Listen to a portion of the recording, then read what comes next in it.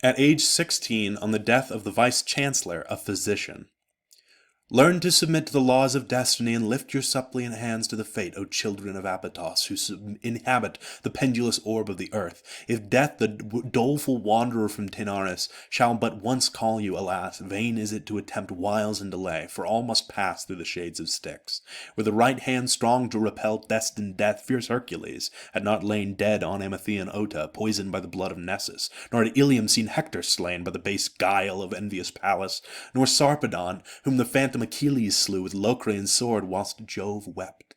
If Hectean words could put to flight sad fate, the infamous mother of Telegonus had yet lived, and the sister of Agellius, who used the powerful wand. If mysterious herbs and the art of the physicians could thwart the triple goddesses, Machaon with his skill in simples had not fallen by the spear of Eurypylus, and the arrow smeared with the serpent's blood had done you no injury, O Philarius, nor had the arms and bolts of your grandsire harmed you, O son, who were cut from your mother's womb.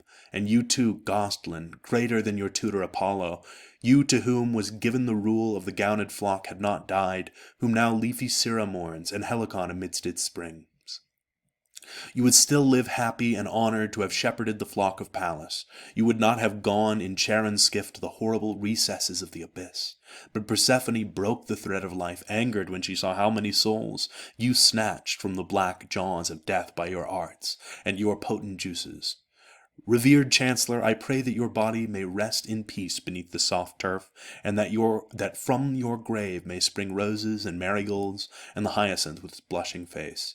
May the judgment of Aeacus rest mildly on you, and may Sicilian Proserpina grant you a smile, and in the Elysian fields among the blessed may you walk forever. On the 5th of November, at the age of 17.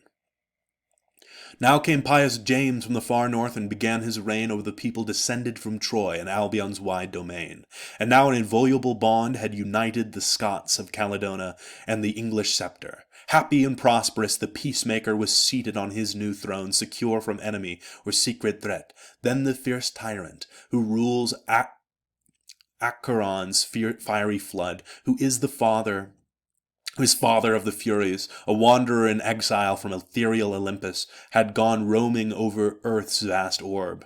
He was numbering his companions in crime and his faithful slaves by birth, those doomed to share his kingdom after their own miserable burials. Here he stirs up frightful storms in the middle air. There he sows hatred between like-minded friends. He arms invincible nations for intestine struggle and overturns kingdoms once flourishing under the olive branch of peace. He is especially keen to recruit to his power any lovers of pure virtue he can find. Master of deception, he does his best to poison the heart untouched by sin. He sets his secret traps and stretches hidden nets to catch the unwary, just as the Caspian tigress stalks her trembling prey through trackless wastes in a moonless night, while stars wink drowsily. So Samanas, shrouded in a smoking whirlwind of blue flame, falls upon nations and cities, and now appear the white cliffs and surf-beaten rocks, and the land that delights the gods of god of the sea. The land which long ago was named for Neptune's son, that son who, having crossed the ocean, did not sink from challenging Amphitrion's terrifying son to fearful combat before the cruel days of Troy's demise.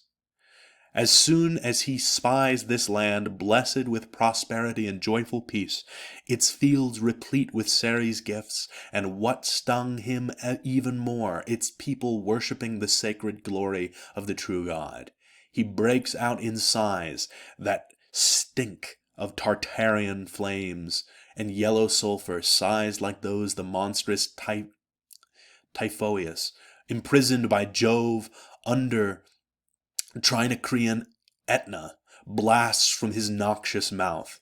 His eyes flash fire, his adamantine teeth, all in a row, gnash out a noise like the din of arms, like spear grinding against spear. I have wandered the whole world, he says, and here I have found the only cause for tears. These are the only people to rebel against me. scorn my rule. These alone have power greater than my arts. Yet if my efforts have any effect, not long shall they continue unpunished.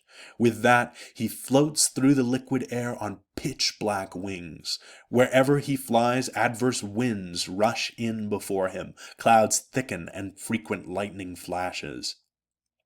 And now he had flown swiftly over the snow-capped Alps and reached the Ausonian frontier. To his left were the cloud-capped Apennines and the ancient Sabine land. To his right, Etruria, notorious for its sorcerers. Nor did he miss seeing where the Tiber steals kisses from Thetis.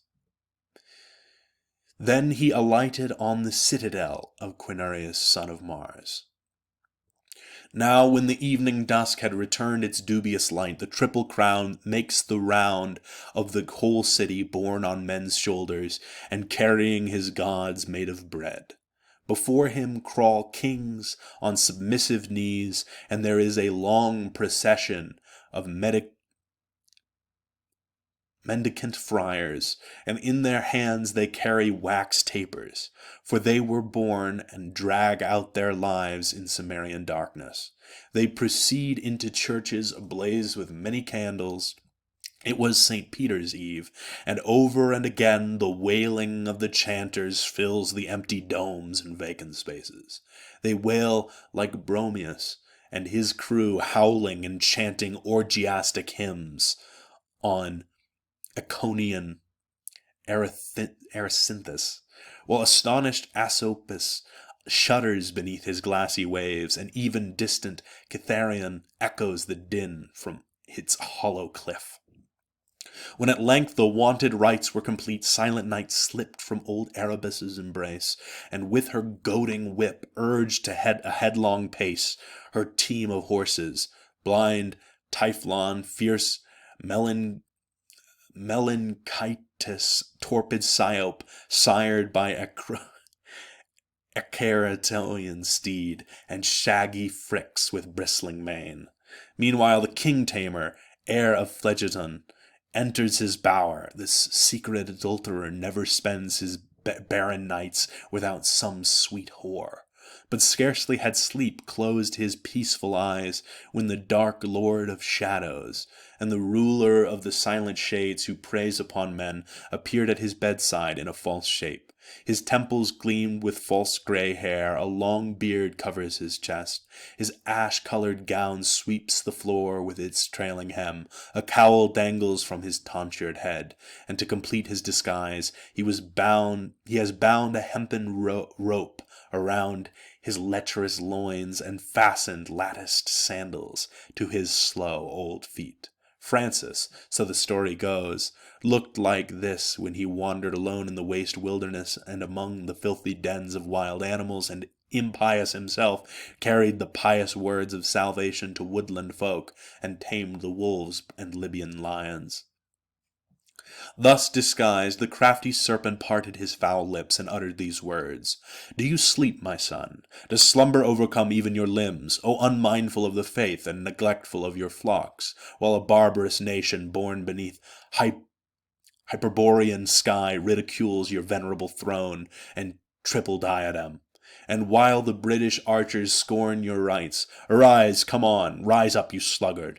You whom the Roman emperor worships, you for whom the unlocked gate of heaven's vault lies open, break their swelling spirits and insolent pride, and let these sacrilegious know the power of your curse, and what the keeper of the apostolic key can do.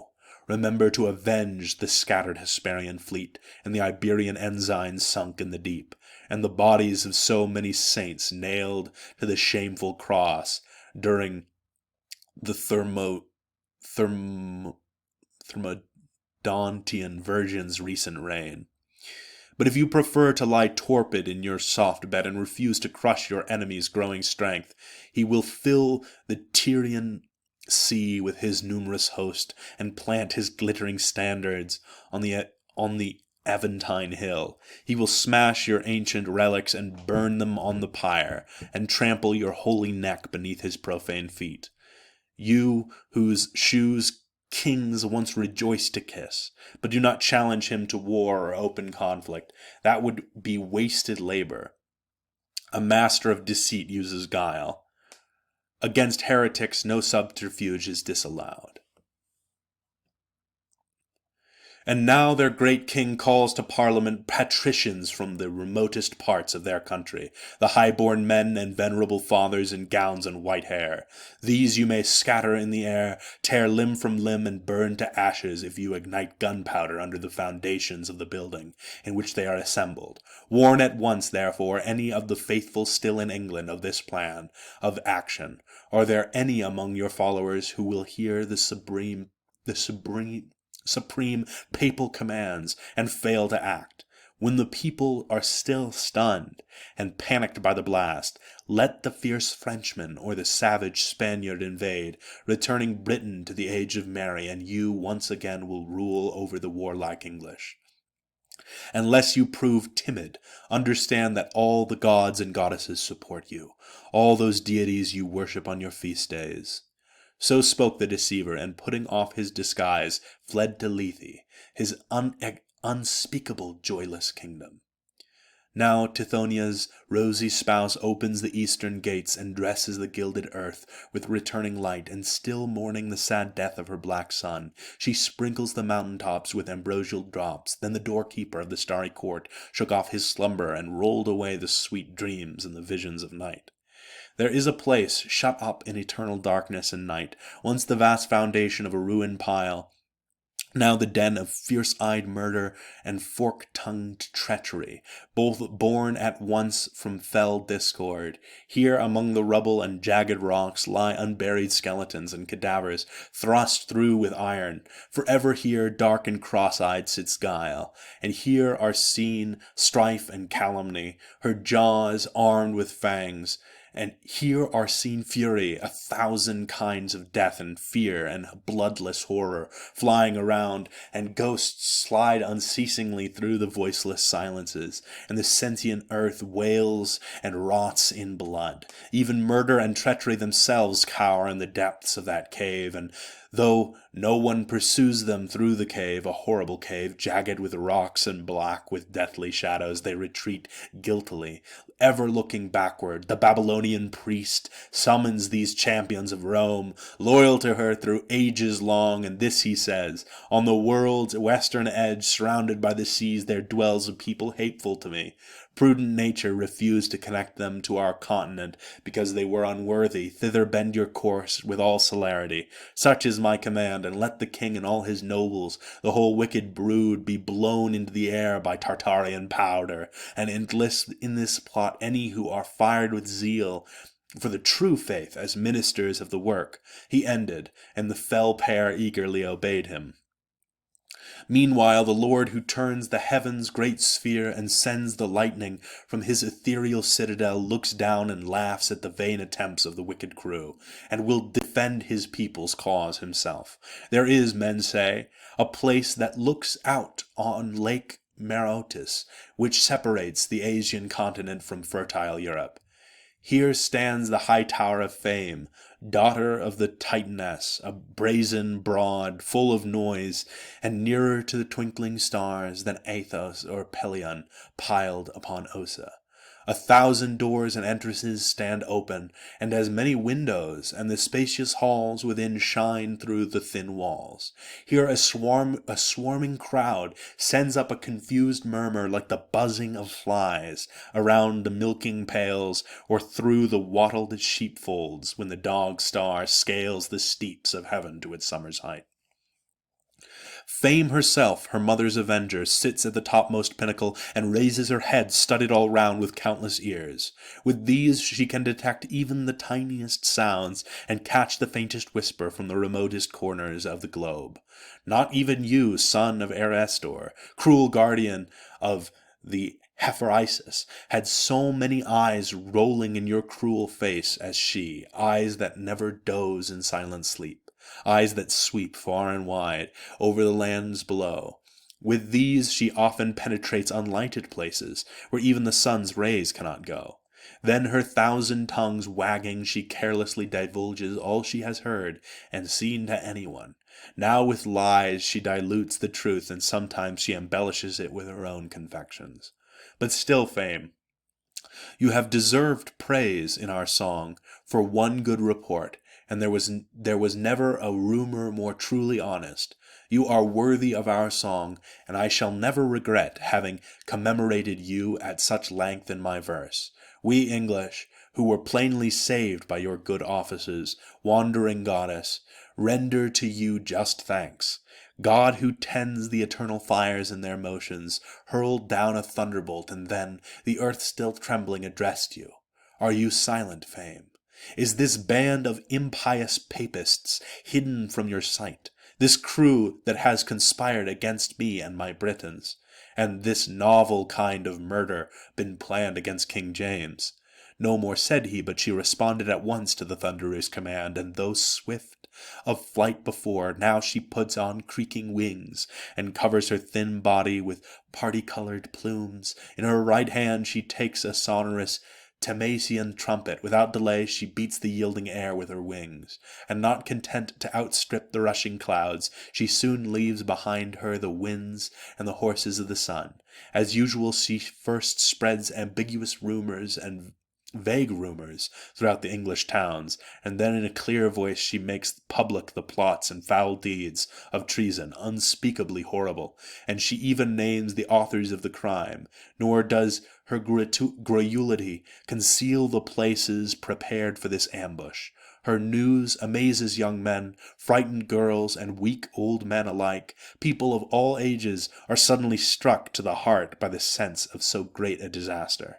But meanwhile the Heavenly Father looked down from above with pity on his people, and thwarted the Papist cruel attempt. They are seized and taken off to severe punishments. Sacred incense is burned, and graceful honors paid to God. All the joyous crossroads smoke with genial fumes. The young people dance in crowds, for in all the year there is no day more celebrated than the 5th of November.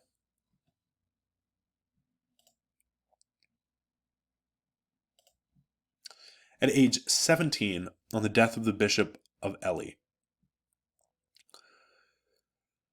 My cheeks were still wet when stained with weeping, and my eyes, not yet dry, were swollen from the flood of briny tears which I in duty shed, rendering sad tribute over the bier of the esteemed Bishop of Winchester, when 100-tongued Fame, alas, ever a true messenger of evil and misfortune, spread through the cities of rich Britain, and among the people, sprung from Neptune, the news that you, in honor to mankind and chief of the saints, in the isle that bears the name of Ely, have yielded to death and the fatal sisters. Then forthwith hot anger surged in my troubled breast, and often I cursed the powerful goddess of the grave. Nor did Naso deep in his heart conceive curses more horrible in his ibis, and more sparingly did the Greek curse the treachery of Lycambus and Neobule, his betrothed. And lo, while I was uttering these bitter execrations and invoking destruction upon the destroyer, astonished I seemed to hear these sounds borne on a gentle air beneath the breeze. Put away blind wrath, put away vain anger and impotent threats.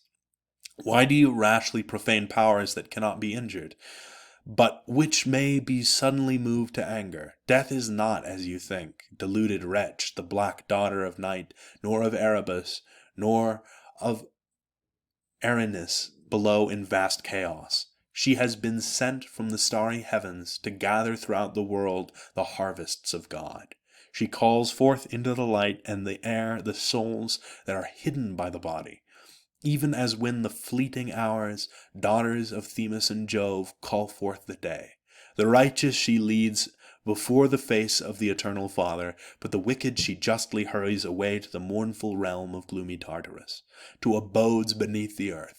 I rejoiced when I heard her call. Quickly I left my foul prison, and amid winged soldiery was happily borne to the stars on high. As long ago the aged prophet was snatched up into heaven with a chariot of fire and a charioteer. The wain of bright boats. Slow with cold, terrified be not, nor the claws of the terrible scorpion, nor your sword, Orion.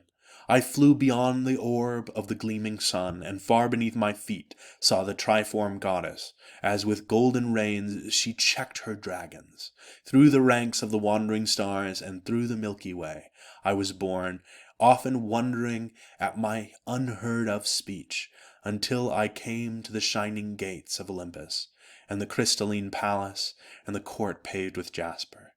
But here I shall be silent, for who that is born of mortal father can tell the pleasures of this place? It is enough for me to enjoy them forever.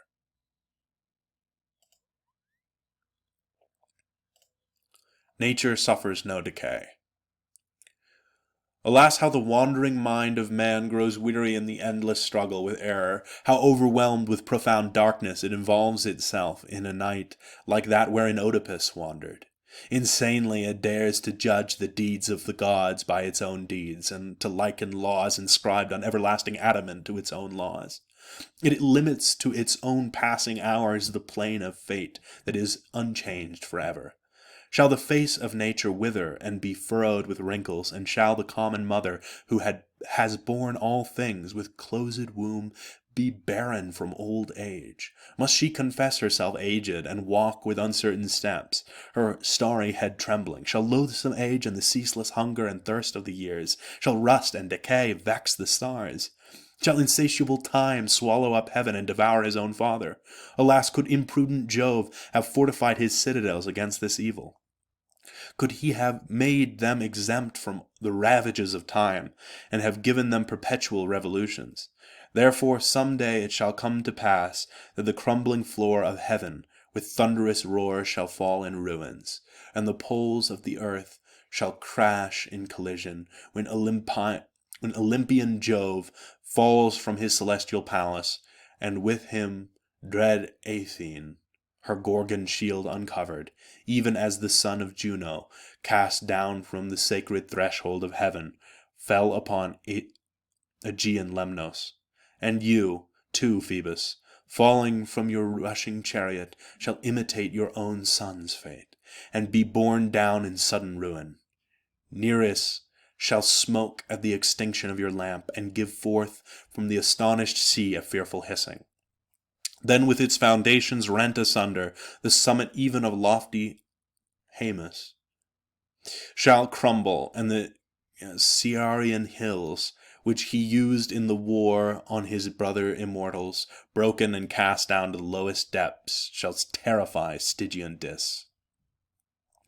But the Father omnipotent, who more firmly fixed the stars, took thought for the sum of things, and made the scales of the fates to weigh with certain balance. He ordained all things in the great order to move in their own courses forever. Therefore the prime wheel of the universe turns in diurnally round, and bears with it in whirling motion the heavenly spheres. Saturn moves no slower than his wont, and fierce as of old radiant Mars gleams in his encrested helmet. Phoebus shines with the bloom of perpetual youth, nor does he warm the valleys of the worn-out earth by a downward turn of his chariot, but ever through the same signs of the spheres he hastens on with friendly light, beautiful as at first from fragrant India ascends the star, whose office it is to shepherd the ethereal flocks on whitening Olympus, calling them home at dawn, and at evening leading them out on the pastures of heaven, parting the realms of time with twofold light, with alternate crescents. Changeful Delia still waxes and wanes, and with outstretched arms still clasp the kindled blue. The elements break not their faith. With its wonted crash the lurid lightning smites the rocks and shatters them. With no gentler sound chorus still rages through the void, and the wild Aquilio with equal chill tortures the warlike Gelone, as it breathes forth winter and rolls the clouds along. As of old, the Sea King still breaks at the feet of Sicilian Pelorus, and the trumpeter of ocean with his hoarse shell still resounds over the deep. The Balearic monsters bear on their backs the undiminished bulk of Aegeon. Nor yet, O earth, are you lacking in your pristine vigor. Narcissus still preserves his perfume, and your favorite boy, O Phoebus, and yours, Cytherea, the youth of Cyprus, are lovely as before. Earth, conscious of evil, did not in time past hide richer store of gold beneath the mountains, or gems beneath the sea. Thus for ages the unbroken odor of all things shall continue, until the final flames destroy the world, enveloping the wide set poles and the great arc of heaven, and consuming the mighty frame of the world as on a funeral pyre.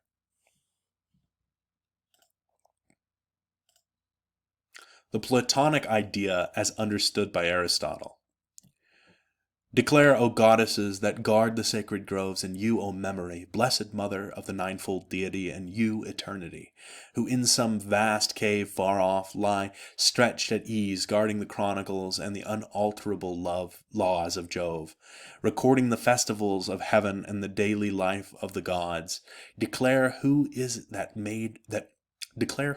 that first being, eternal, incorruptible, coeval with the heavens, one and universal, made in the likeness of God, the being after whose image clever nature has infashioned the human race. Surely he does not dwell unborn in the mind of Jove, a twin of virgin Pallas. But however general his nature, strange to say, he exists apart as an individual, and is confined to a fixed portion of space. Perchance a comrade of the sempiternal stars, he wanders through the 10 spheres of heaven, or inhabits the moon, the planet nearest to earth. Perchance by Lethe's waters of oblivion, he drowses among the shades that wait embodiment. Or mayhap in some distant region of the earth, this archetype of man walks as a huge giant, raising his head aloft to frighten the gods, larger even than Atlas, who bears the stars.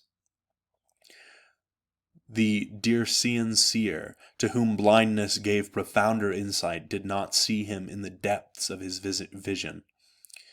Cleon's grandchild did not in the silence of night reveal him to his wise band of prophets. The Assyrian priest, though he could recount the long ancestral line of ancient Ninus, tell of Balis of old time, and of renowned Osiris, knew not this being, not even thrice great Hermes, glorious for his threefold name, though skilled in mysteries, left such a prodigy to the worshippers of Isis.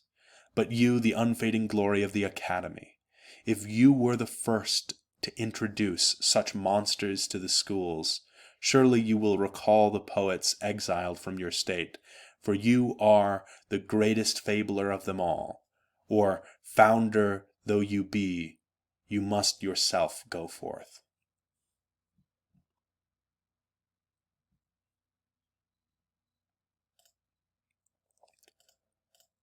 To his father.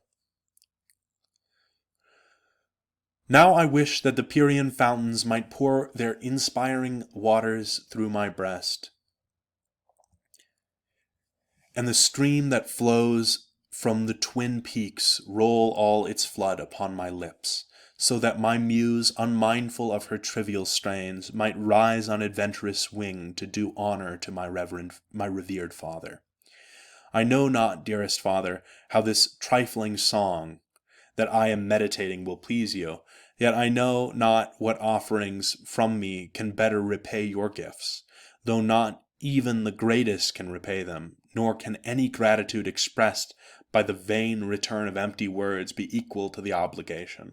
Nevertheless, this page displays my resources, and all my wealth is set forth on this paper. But I have nothing save what golden Clio has given me, what dreams have brought me in the distant caves of sleep, and what the laurel copses of the sacred wood and the shades of Parnassus bestowed. Scorn not the poet's song, a work divine, which more than anything else reveals our ethereal origin and heavenly race. Nothing so dignifies the human mind as its origin, and it possesses yet some sacred traces of Promethean fire. The gods love song, song that has power to move the trembling depths of Tartarus, to bind the nether gods and restrain the cruel shades with triple adamant. The priestesses of Apollo and the pale trembling Sibyl disclose in song the secrets of the distant future. The sacrificing priest composes verses before the festal altars, whether he slays the bull that tosses its gilded horns, or sagely consults the destinies hidden in the reeking flesh, and reads fate in the entrails still warm with life, when I too return to my native Olympus, and when the changeless ages of eternity stretch forever before me, I shall go through the temples of heaven, crowned with gold, accompanying my sweet songs with the gentle beat of the plectrum, wherewith the stars and the arch of heaven shall resound. Even now that fiery spirit himself, who encircles the swift orbs, sings with the starry choirs in an immortal melody, in ineffable song, while the glittering serpent checks his angry hissing, and fierce Orion with lowered sword grows gentle, and Rousian Atlas no longer feels the burden of the stars.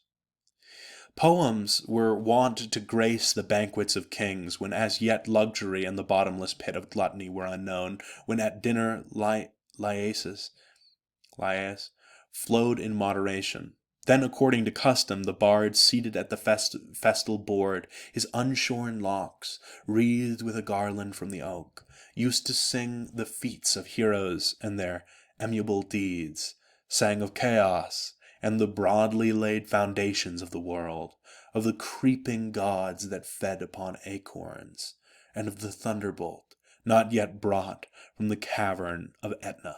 And finally, what will the empty modulation of the voice avail, void of words and sense and of eloquent numbers?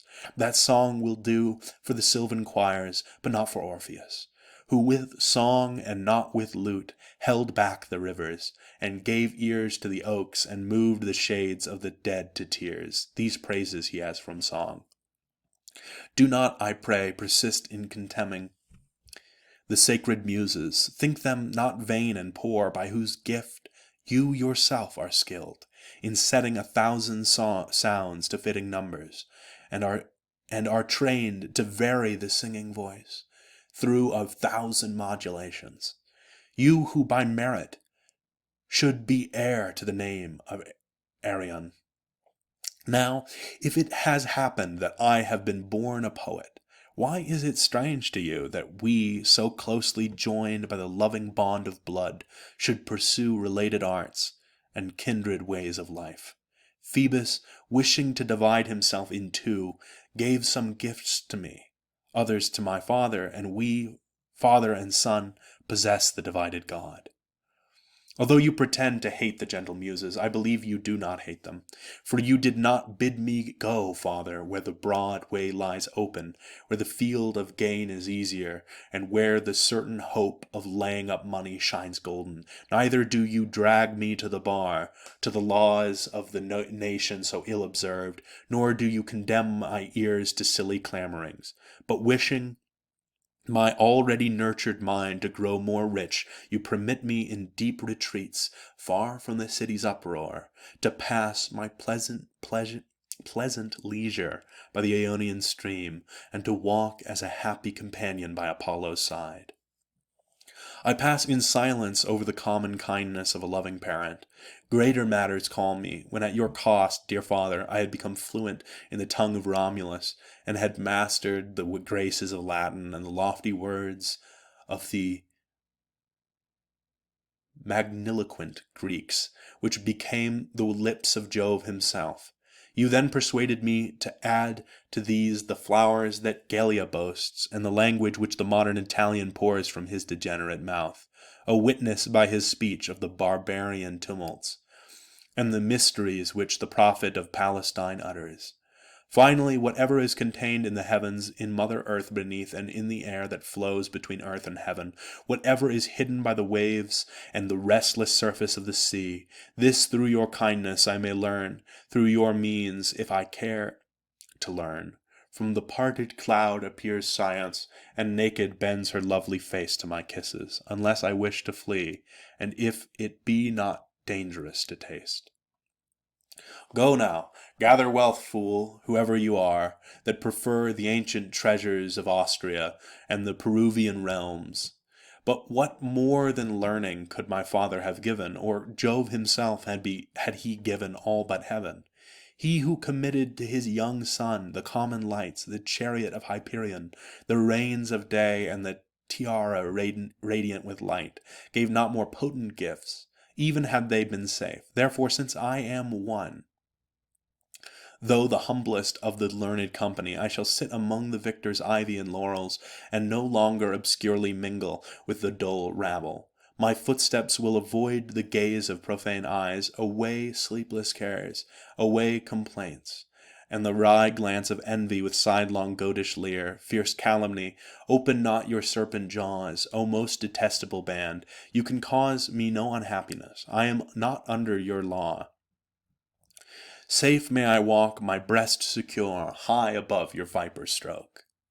But as for you, dear father, since it is not granted me to make a just return for your deserts, nor to recompense your gifts with my deeds, let it suffice that I remember, and with gratitude count over your repeated gifts, and treasure them in a faithful mind.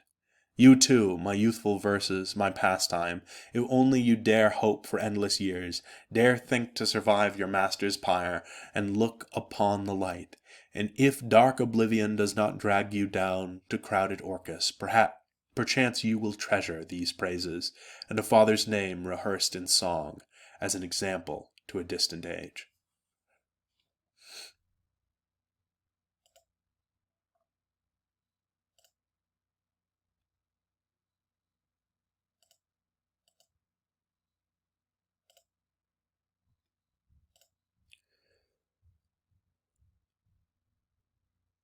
Philosophus ad regem.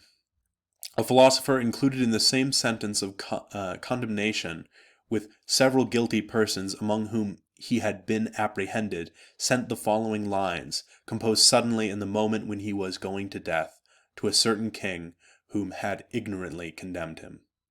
Know this, O king, that if thou shalt destroy me, no man's enemy, and who have lived obedient to the laws, thou mayest with ease strike off a wise man's head, but, taught the truth, hereafter shalt with vain regret deplore thy city's loss of one, her chief support.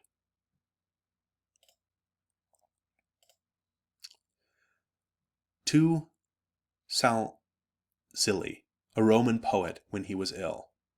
Skazans.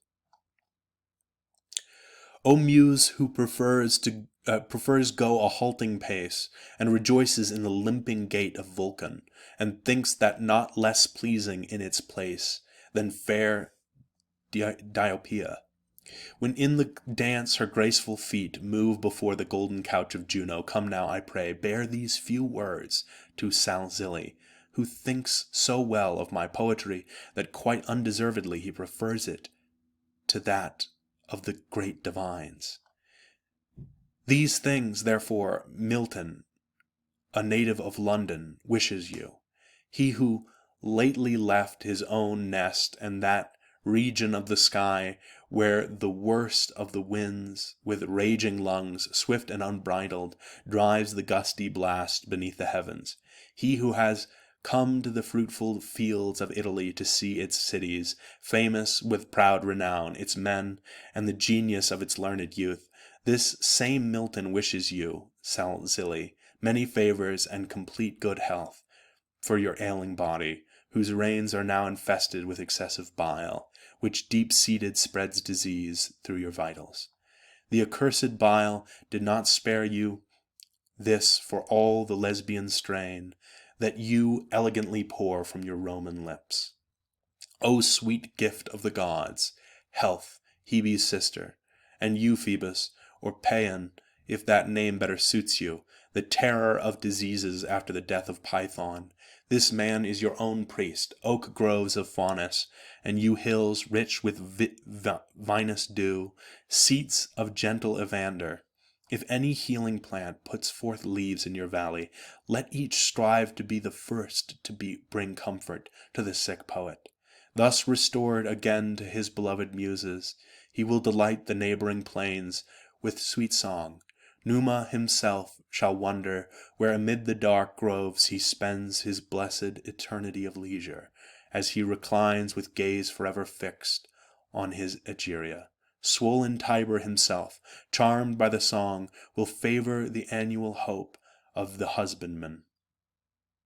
Nor will he rush on unchecked with too loose a rein on the left and overwhelm even the kings in their sepulchres.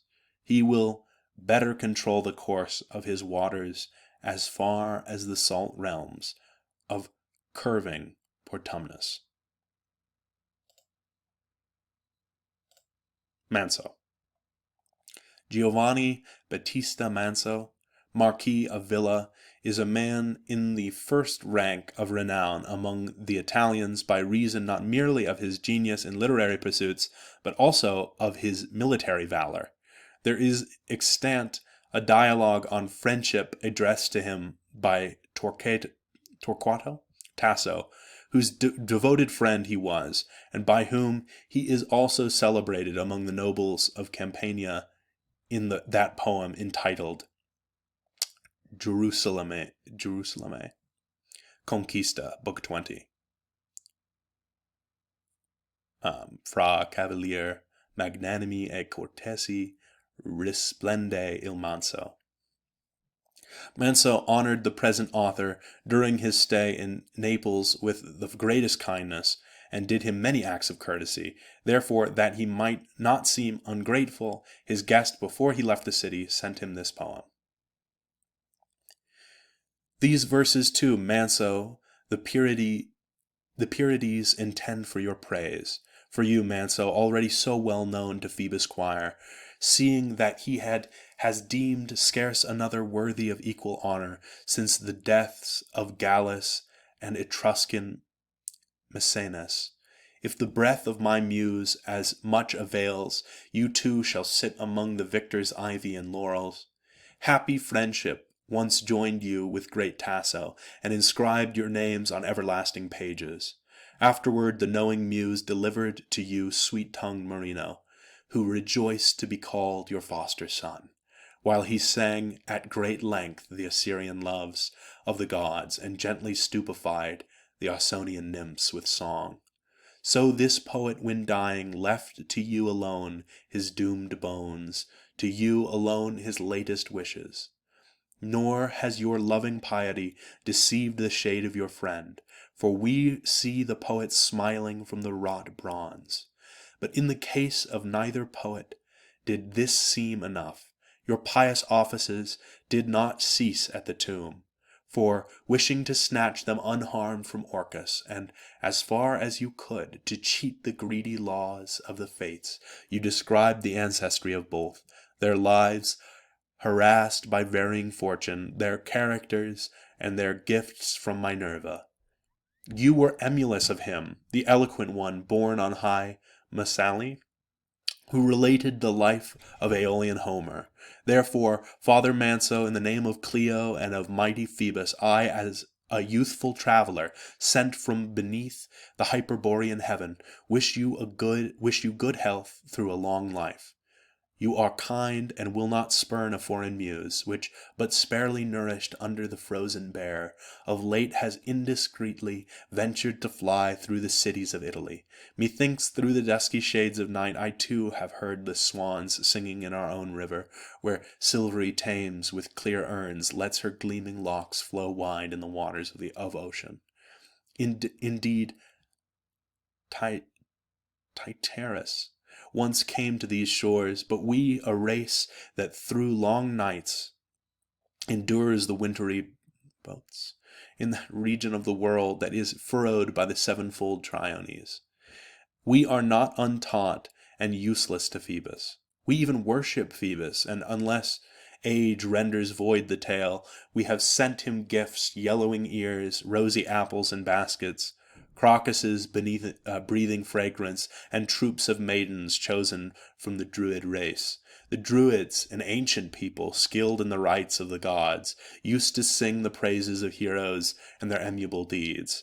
Hence, as often as they circle the altars in festive song, as is their wont, the Greek maidens on grassy Delos in joyful verses commemorate Corinthian Loxo, prophetic Upis, with yellow-haired Hecaurge, their bare breasts stained with Chalcedonian paint. Therefore, fortunate old man, wherever Torquato's glory and great name shall be celebrated throughout the world, wherever the brilliant fame of enduring Marino waxes, your praises too will frequently be on men's lips, and flying by their side, you shall enjoy their immortal flight. Then will it be said that Cynthius of his own accord has dwelt in your house, and the attendant muses come as handmaids to your threshold. Yet it was not of his own free will that the same Apollo came a fugitive from heaven to the farm of King Pheretydes, even though that host had received great Alcides, when he wished as much as possible to avoid the noisy plowman. He retired to the well-known cave of gentle Chiron, amid well-watered pastures and leafy shelters beside the river Peneus. There, won by his friend's flattering desire, he used often under the dark ilex to lighten the hard labors of exile with a song to the sound of the cithern. Then neither the banks nor the rocks in the lowest chasm beneath stood fixed in their places. The Trachinian cliff tottered, nor longer felt the usual weight of its forests. The mountain ash trees, uprooted, hastened from their hills, and the spotted lynxes were soothed by the new song. Aged man, beloved of the gods, Jupiter must have been friendly to you at birth. Phoebus and the grandson of Atlas must have shone with kindly light. For no one, unless he were dear to the gods above his birth, could have befriended a great poet.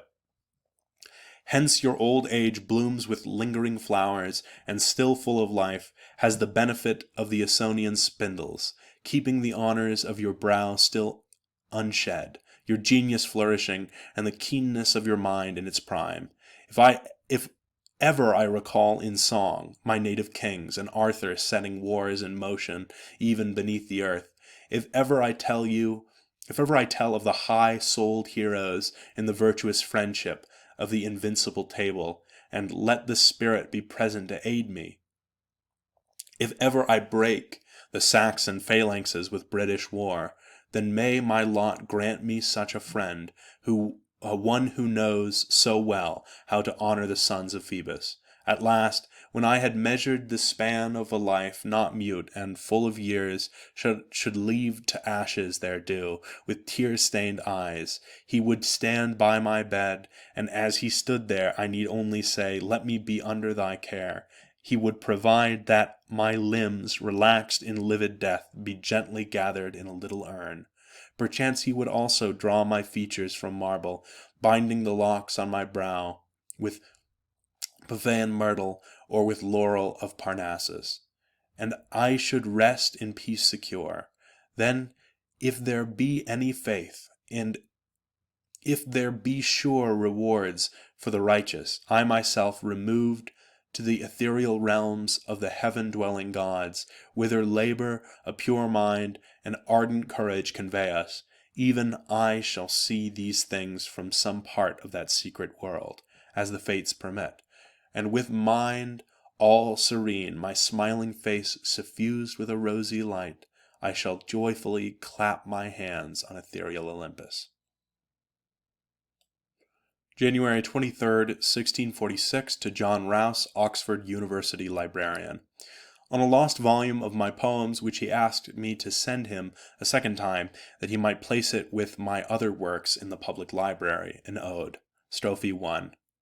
Twofold book rejoicing in a single dress, yet with a double paging, and bright with an unstudied elegance which in time past a youthful hand imparted, a diligent hand but hardly that of a seasoned poet, while the wandering author dallied now through the Ausonian shades, now over the British greenswards, ignorant of his people and aloof, while he gave himself up to his native lute, and so anon with Daunian quill sounded his foreign strain to those about him, and scarce touched the ground with his foot. Antistrophe. Little book, who slyly stole you from your remaining fellows, when at my learned friend's continued requests you were proceeding upon your illustrious journey, sent from the city to the cradle of Thames, cerulean father, where are the limpid fountains of the Muses, and where the sacred Bacchic dance is known to the world, and will forever be famous while the heaven revolves through the endless lapse of time? Strophe 2. Now what god or demigod, pitying the pristine genius of our race, if we have sufficiently atoned for our earlier faults and our ease, degenerate to the point of unmanly sloth, will put down this accursed strife among our citizens? And what divinity will call back sacred studies and the Muses, now driven homeless from almost all the land of England, whom with Apollo's quiver will transfix the unclean birds, now threatening us with their talons, and who will drive the pest of Phineus far away from the river of Pegasus? Antistrophe. But little book, though by the bad faith or carelessness of my messenger you have wandered from the company of your brothers, whether some den or lurking place now confines you, where perhaps you are rubbed by the vile callous hand of a stupid huckster, yet be happy and rejoice. Lo, new hope may shine again for you to escape from the depths of Lethe and be lifted on rowing wing to the heavenly courts of Jupiter. Strophe 3.